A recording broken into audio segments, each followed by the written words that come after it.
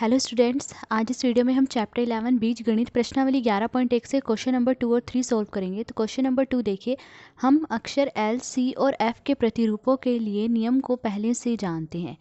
कहा गया है कि हम अक्षर एल, सी और एफ के प्रतिरूपों के लिए जो है नियम उसे पहले से ही जानते हैं।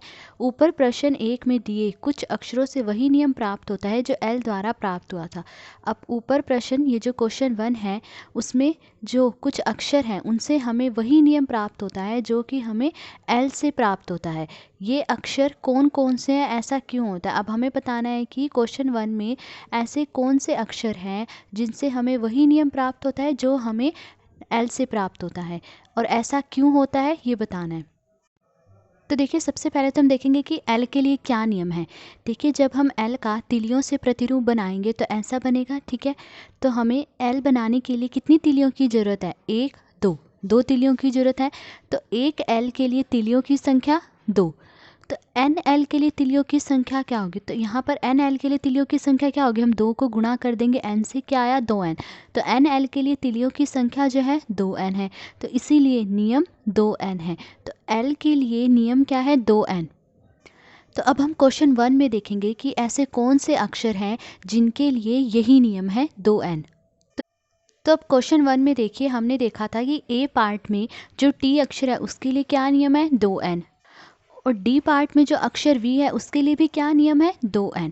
तो ए पार्ट और डी पार्ट में जो अक्षर हैं उनके लिए सेम वही नियम है जो कि अक्षर एल के लिए है। इन तीनों के लिए नियम क्या है? 2n है।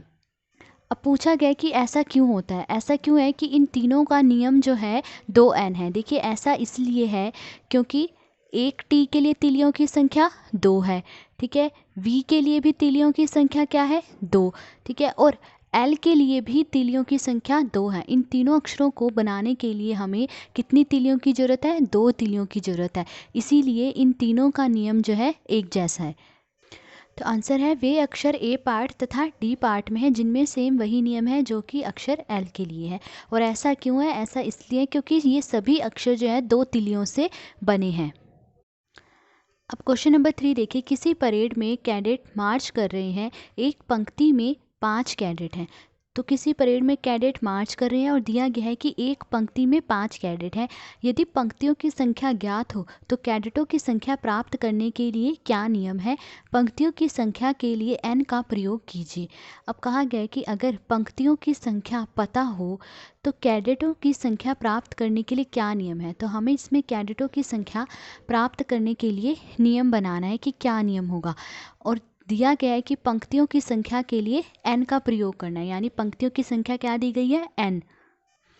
तो पंक्तियों की संख्या बराबर n, पंक्तियों की संख्या दी गई है n। एक पंक्ति में कैडेटों की संख्या क्या है? 5।